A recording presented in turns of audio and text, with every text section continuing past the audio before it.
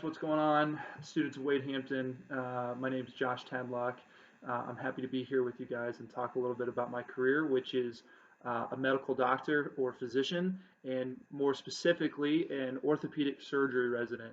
Don't worry, I'll kind of explain more what all that means because I know when I was in high school and looking to colleges and career paths ahead, I had no idea what any of that stuff meant. And the first thing I want to get off right off the bat is admit that, yeah, I know it's pretty silly that I'm wearing this hat while sitting in my living room, but I thought it would be fitting. This is my lucky scrub cap.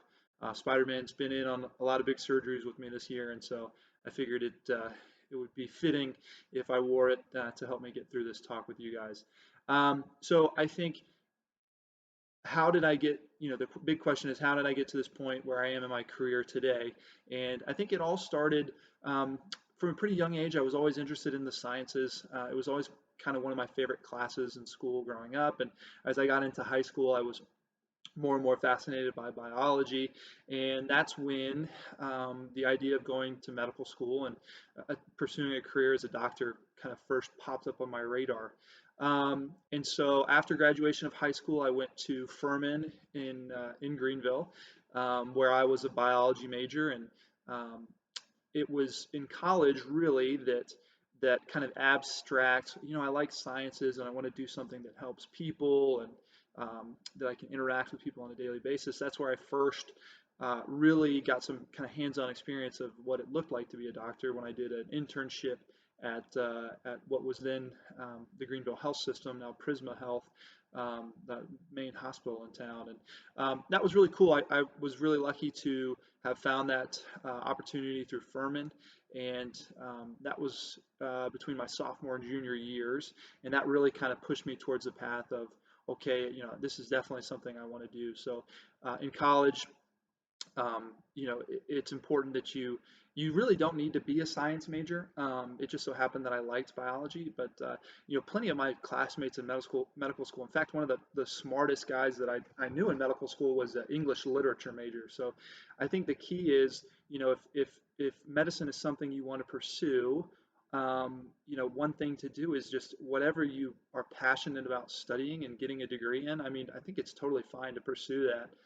Because if you do end up going to medical school, you're not going to have a lot of time to be able to do focused study of English literature or focused study of the arts or music or things like that. And so, if you can do that in college and still get all the requirements that you need for applying to medical school, I think it's a great option. And I don't think medical schools um, look look down on that anymore as they have kind of in the past. I served on the admissions committee for the University of South Carolina School of Medicine, Greenville.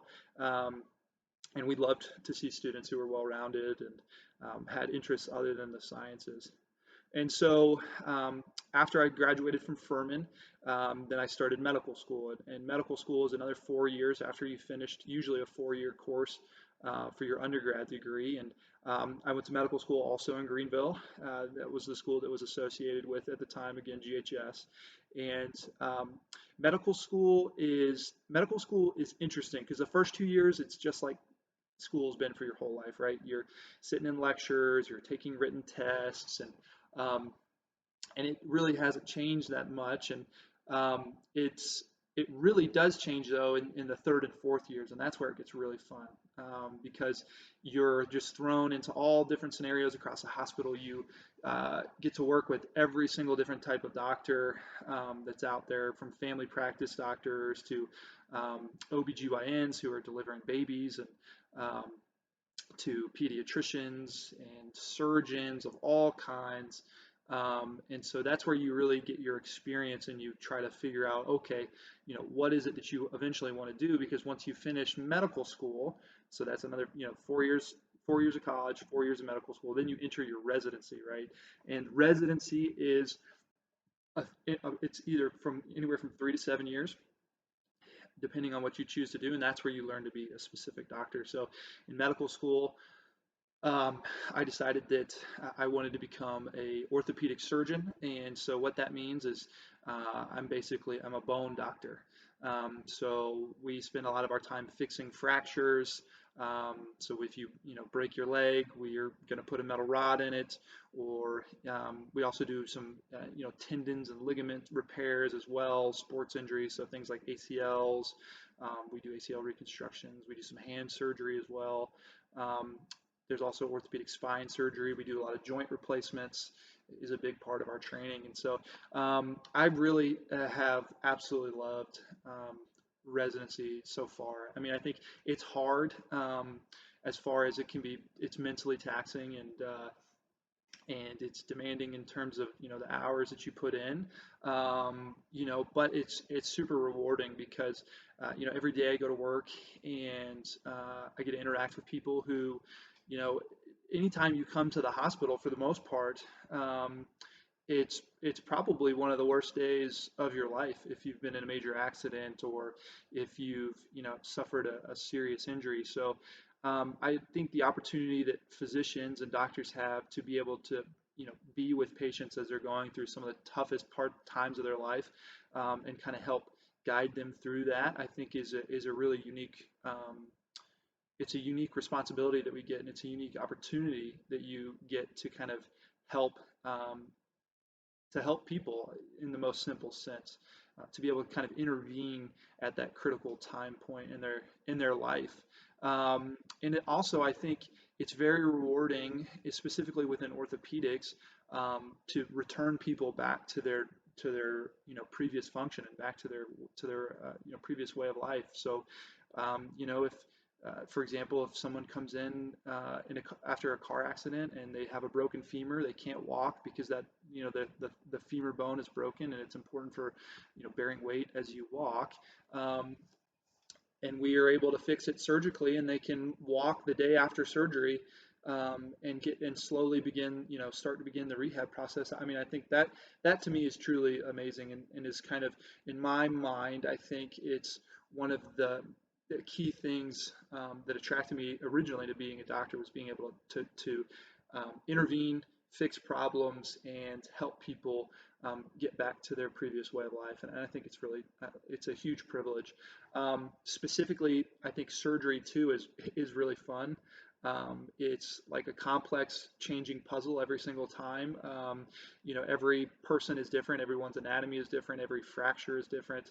And so I like that aspect, that it's always kind of changing. You have to make decisions on the fly. You have to recognize things, and I also like to work with my hands, and I think it's a great combo. It's a Surgery is a great um, combination of a mental and then physical tactile challenge, and it's awesome. And the trust that people place in you, that that you've studied, that you've applied yourself, that you've practiced and mastered your craft, and they put themselves in your hands, I think is also a pretty profound thing. And so that's what I like about orthopedics, specifically. But I think there's the cool thing about medicine is it's so widely varied that you can be, if you can think of something that involves the human body, you could be a specialist in that. So if you said, I just only want to work with the pediatric kidneys, you could be, with kids' kidneys. You could be a pediatric nephrologist, and those people exist. Pediatric meaning kids, nephrologist meaning study of the kidneys, kidney doctor. And so I think that's what's really cool, is that once you go to medical school, you really get a chance to try out a lot of different careers, and kind of see, okay, what lines up with what I want to get out of my career in medicine. And so I think that's really one really powerful and cool thing about medicine, is that it's so wide open, um, that you can uh, that you can pursue a number of different courses. I think quickly, I can kind of talk about what my day to day looks like and what my skills and roles are as a resident. So, residency for me is 5 years. I'm in my third of 5 years. So in 2 years, I'll finish up and be a fully trained orthopedic surgeon, and I'll likely do some more training another year. What's called a fellowship, and I want to do a fellowship in pediatrics. Um, and so then I would, from that point on in my career, I would be, a specialist focusing on children and, treating scoliosis, children's fractures, club feet, things like that. Um, and I think so that, day to day is, it's always different, which I think is awesome. Some days you're in clinic and you're seeing patients for follow up. And some days you're in the, you're in the operating room doing surgery, and some days you're, taking care of people in the emergency department, putting on splints and casts and things like that.